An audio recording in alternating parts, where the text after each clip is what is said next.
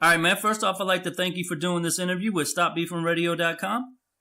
Absolutely. Happy to be here. Definitely. And to get started, can you tell my fans and listeners who you are and where you're from? Rob Wilson, financial advisor, originally from Pittsburgh, and I live in Philly now. Okay, so you're out in Philly getting ready to celebrate the Super Bowl, right? Well, I'm a Steelers fan, so, I'm a little upset that my team isn't there, but you know what? Right. I do have a client on the Eagles, and I'm here, so when in Rome. Yeah, I know. I'm based out of Indianapolis, Indiana, so we have big college teams out here, and it's when the Hoosiers don't make it, then we become Purdue fans. So I didn't know if that was what was going on out in PA or not. Same deal. Now, I'm very honored to have you on the call, man. I'm very, very excited because you are one of the gurus in the financial industry. So I think my fans and listeners can gain a lot from you. And like I said, I just want to thank you for doing the interview. Now, to start out, man, can you tell the fans and listeners how you got started in the industry and what made you decide you wanted to pursue financial advisory as your career?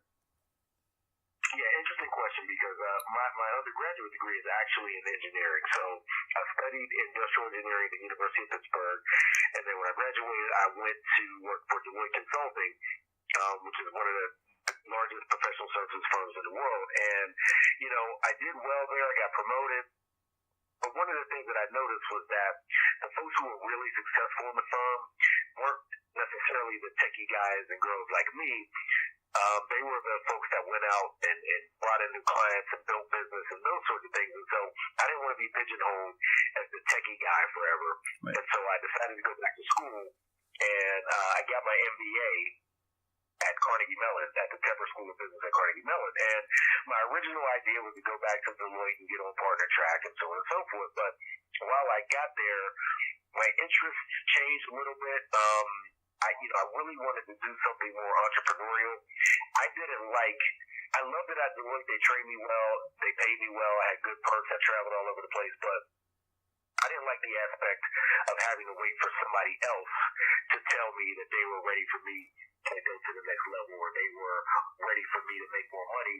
Right. I wanted to be in a situation where if I felt like I wanted to make more money, then I need to go out and find new clients. And so I did an internship in investment banking, and I had also interned for a financial advisor who had worked with some athletes. And so that really piqued my interest. It seemed like it was something that I could do. And so when I graduated from business school, I decided to switch careers up a little bit. I took a job at Smith Barney, and that was sort of my entry into the financial services world.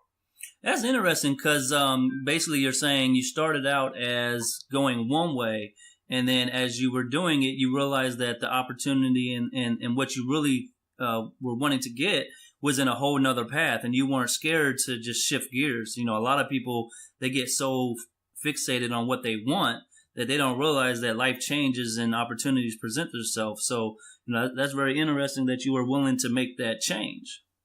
And it's not that I wasn't nervous as well. I mean, when you've been told or you've been brought up or you think that the path that you're supposed to be going is one way, right, and you start feeling like, maybe that's not it. And look, everybody in my life wasn't necessarily behind my decision in what I was trying to accomplish, and so that made it a little bit difficult. But, again, I felt like you have to take some risks in life in order to get the return that you're really looking for.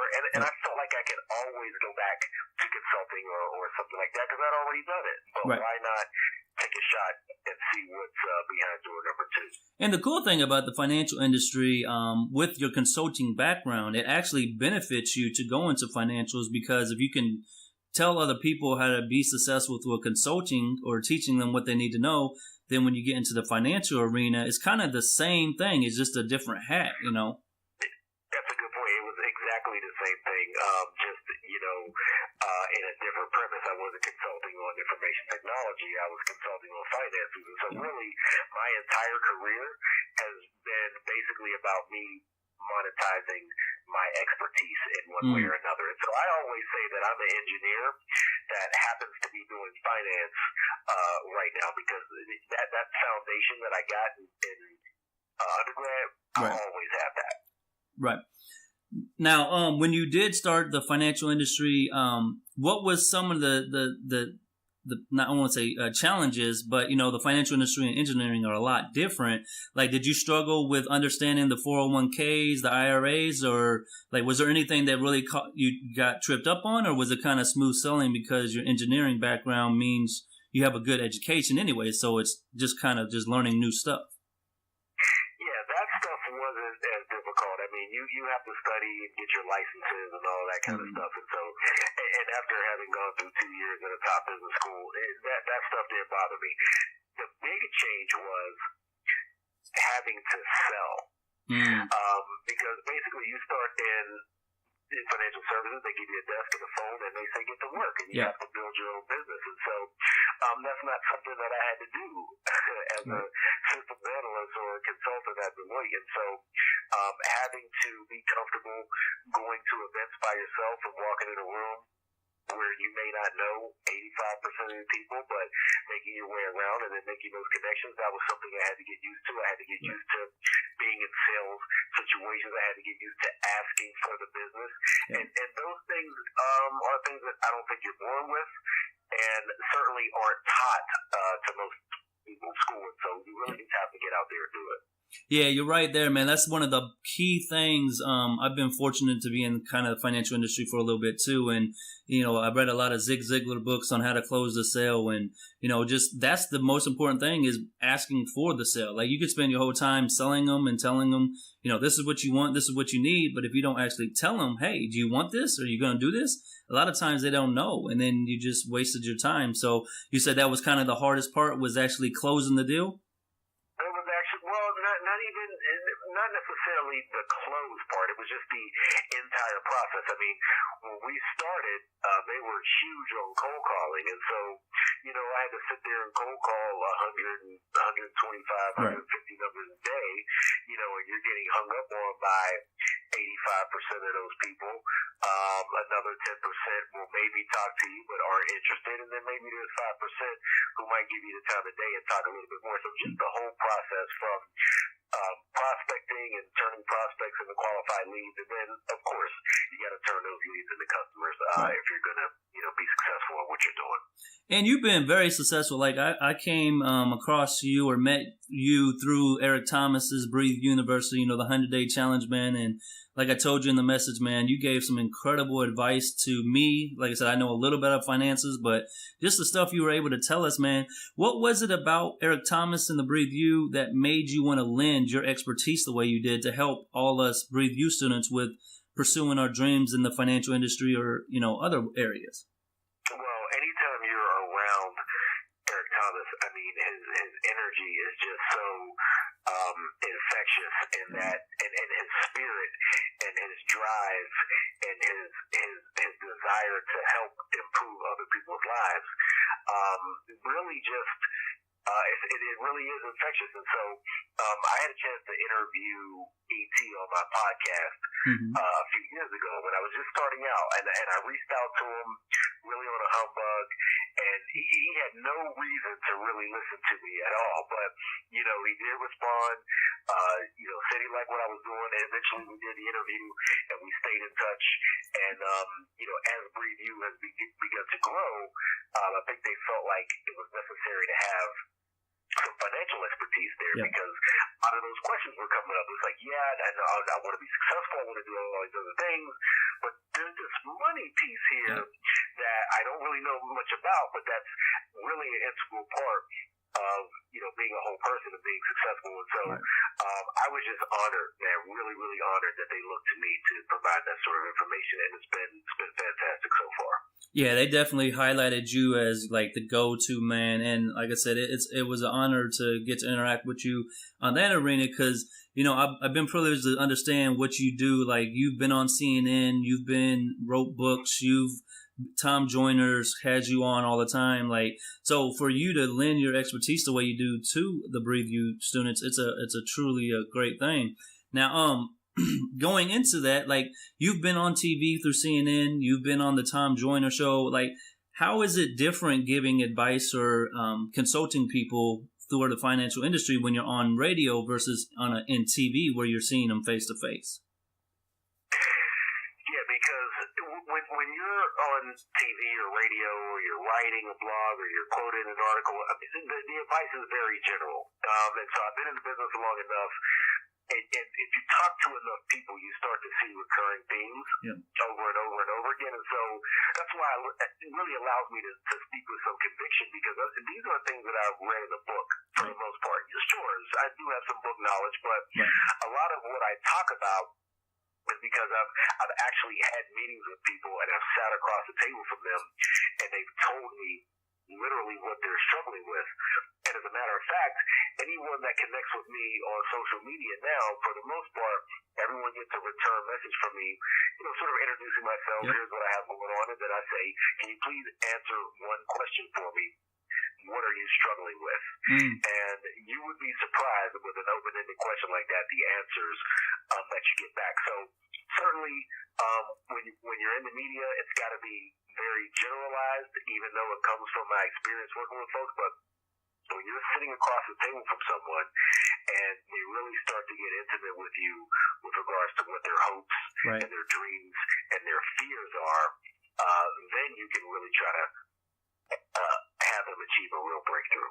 Now, are you seeing, because you've been in the industry a long time, you've seen the ups and downs, and, with the excitement that's going on in the stock markets today, do you feel people are more willing to jump in, or you think they're still very skeptical because of the man at the helm? We don't really like or appreciate who he is, but it does seem like the market is reacting. You can't deny it. So is it easier to get people to see it, or is it harder now? Well, it has been a little bit easier to have some discussions because, again, I've been beating this drum for a long time. You need to be in the market. You have to put your money to work. You're missing out. And so now that it's become a little bit more mainstream, and it is in the newspaper, and the president's talking about it and bringing attention to it, it has made it a little bit easier to at least have some conversations. But at some point, it's still somewhat difficult to get people who don't feel like they know a lot about investing or don't have a lot of experience or they're just fearful. Sometimes it's still difficult to get them to pull the trigger because here's the deal. When the market's bad, people don't want to get in because they're scared it's falling. When it's good, they think, oh, it's gone too far, and so I probably already missed out. Right. So, but what they don't realize is there's never a perfect time to get in. You can't time the market. If I had a crystal ball, which I wish I did, I'd be doing this interview from the Cayman Islands right now. But since I don't, the most important thing is that you get in the game and that you have some discipline. So, yeah, I'm glad it's in the news. People are a little bit excited, but we still got to get them to pull the trigger. Yeah, it's like Warren Buffett said, like when everybody runs into it, that's when you get out. And you jump in when everybody's diving out because you don't want to be a scared investor. You'll never make money. You just got to let it duplicate and let it do what it does. What it do. Now, greedy when others are fearful and be fearful when others are greedy. And I got to say right now, it's an interesting time for me because, we chimed in on the cryptocurrency. That's what got you and me to actually interact. And, it's interesting to me because I've been telling artists I deal with, I've been telling managers and all this, they need to get into the market. They need to put this money into the stuff. And now they all want to do this imaginary money. And for the life of me, I don't know if it's because I come from financial background or what, but I don't see why people are so excited by that instead of just throwing money into a stock. So when you have conversations with people, like how do you show them that, the Wizard of Oz, you're looking behind the curtain of the cryptocurrency. Yeah, it looks cool, but if you put that same amount of effort and time into getting in the market, you could see incredible results. I agree with you 100%. And the cryptocurrency stuff does get under my skin a little bit, which is not to say that, look, I'm involved in it. I've got my clients involved in it as well. I understand that there is some merit to it, but what I don't like is when you have folks who are all of a sudden feel like they're investment experts because they bought something and it happened to go up, but still can't explain to you why. Yep. Why does it go up? How do you value it? What is the formula or model equation that you're using to come up with the value of this cryptocurrency? And so I wish they would just acknowledge that it is speculative. Yep. They speculated on it and they won, which is cool and it's great and pat on the back. But let's not confuse that with actual real investing. Right. So, and here's the thing: you can be an investor and you can also speculate, right? And there is room for speculation in your portfolio. I'm okay with that. You want to get in Bitcoin, Ethereum, Ripple, stuff, whatever it is, fine. But don't get lured into this thinking that it can never go down, or that you're going to wake up tomorrow and it's up 1,000%. Because as fast as it went up, it can go down just as fast. And we've seen that people that got in a month or so ago aren't so happy with what their returns are right now, depending on which one of the currencies that they bought. So the only thing that I'm just worried about for folks is that they get lured into this false sense of security. Because look, I've seen the same thing with .com stocks. Okay, in the early 2000s or late 90s, everything that had .com on the end was just shooting up ridiculously, and a lot of those companies aren't around anymore, and people lost their shirt because they didn't have any discipline and they didn't look at it like they were an investor. I saw the same thing in the real estate market. People that can't even nail a picture to the wall all of a sudden wanted to become house flippers. And so people, in my opinion, are looking at cryptocurrency like a lottery ticket, when I would just rather them pursue it as investors and be more disciplined, and then they'll be much better off in the long run.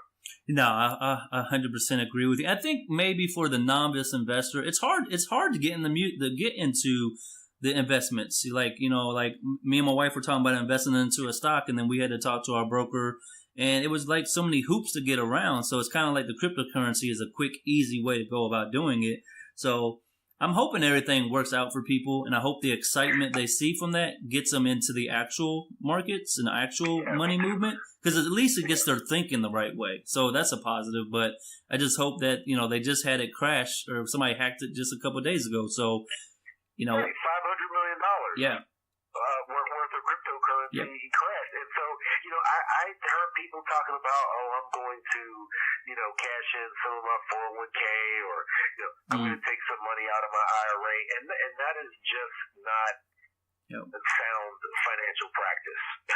You know what I mean? And so, not a lot of look, if you want to do that, go take your money and go to Vegas and see a show while you're at it, because you'll probably have more fun. But if you want to be an investor, then there are better ways to do that over the longer term. Nah, definitely. And you're a very good advocate. Like I said, I signed up for your email newsletter, and you got the book Serious About Wealth: 8 Things You Must Do to Master Your Money in 2018. Like, you're always giving a lot of great knowledge. So for the fans and listeners who are tuning in right now, if they want to get more familiar with what you've got going on and get some advice, or just link up with you, what's the best ways to reach out to you?